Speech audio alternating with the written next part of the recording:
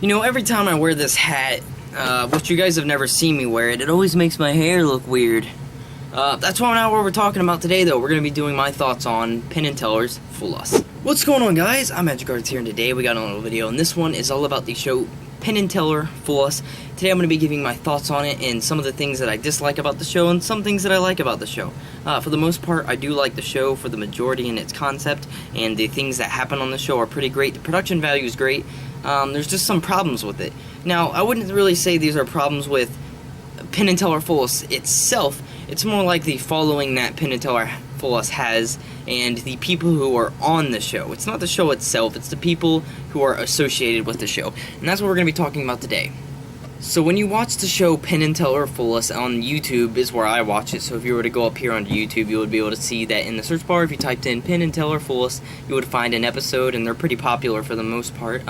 Other than that, when you're watching these videos, you'll scroll down to the comment section and you'll see someone's performance, and someone's going to say, this is how they did it. How the heck did they fool Penn and Teller?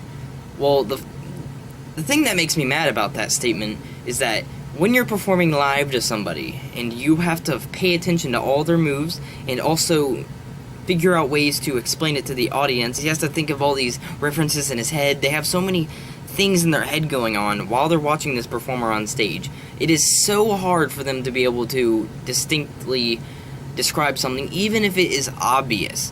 Now, the problem with this is, people think that they are Penn and Teller. You're not Penn and Teller. So when you're watching a video, if you've ever typed in the comment section, oh, he did a double lift, or oh, he did a call force.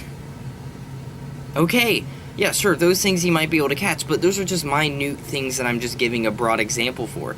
Because for the most part, if you were out there doing it Penn and Teller does, I guarantee you would not be able to guess how most of these magicians do what they do, because they have such a wide variety of, knowledge, and they have all this, and they have an encyclopedia of knowledge inside their brain. So I doubt that you, the commenter, you right there typing in the comment section right now saying, oh, but it's so easy to figure out, they must be dumb. That's not true at all. It's hard to figure it out when you're looking.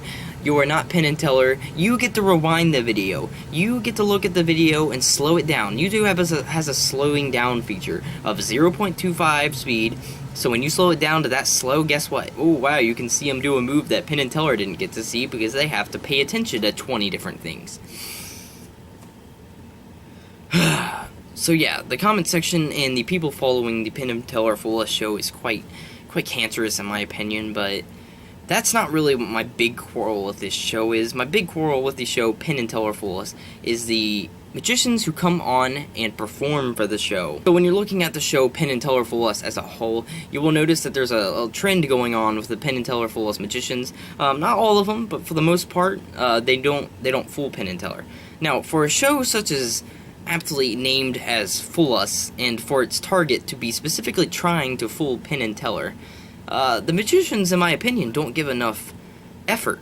Now, I mean, they don't, and I'm going to say that right now, because magicians need some sort of motivation. Yeah, fooling Penn and Teller is their motivation. It's not, though. That is not their motivation. Their motivation is to gain exposure and get more people to go to their shows, because that's all they really care about. Now, sure, most of them will come out and say, Penn and Teller are my heroes. That's, yeah, okay.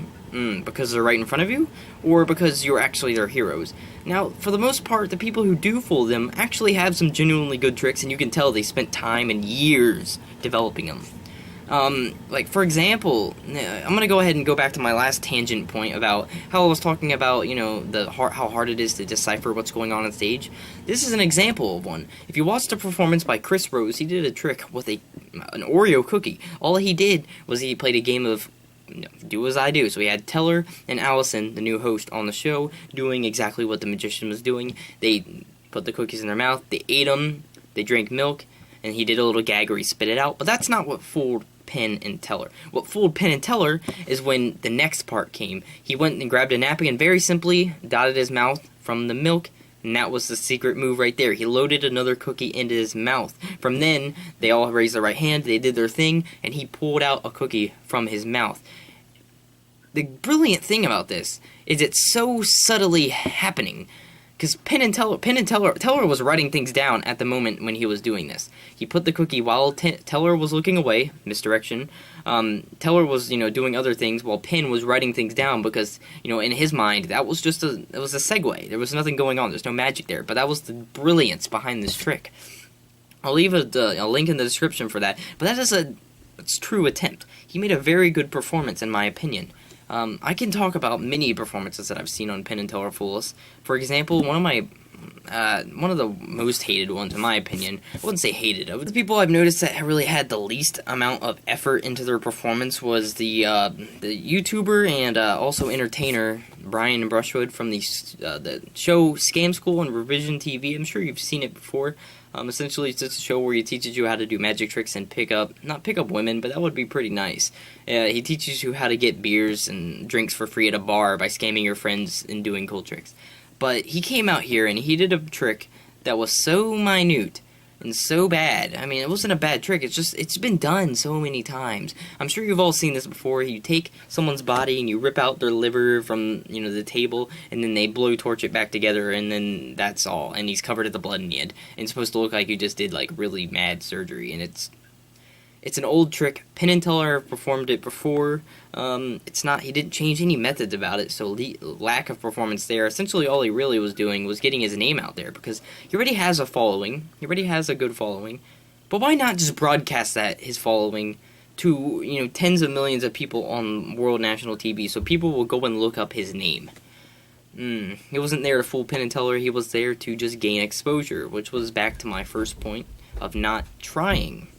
Some of the greatest magicians in the world, such as Sankey, he's created over 700 unique card tricks in himself, and even he didn't even...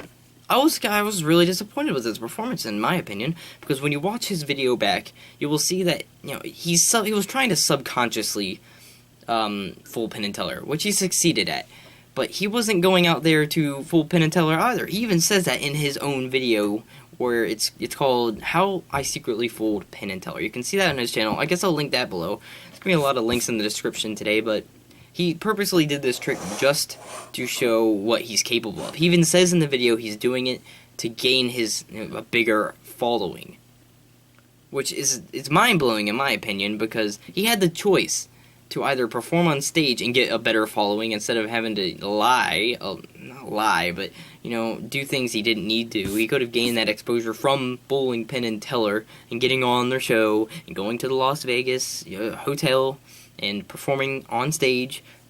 Exposure. That would have given you more exposure than if you would have just said, oh, my name's Sankey, I didn't fool Penn and Teller. Because then no one's going to be impressed enough to go and watch your stuff. You have to be motivated to be able to get on the show and then have a good trick, and also be motivated enough to fool Penn and Teller and then gain your exposure you deserve. You shouldn't be getting exposure for doing nothing. With that said, I don't think that they should be letting on so many magicians who don't try enough.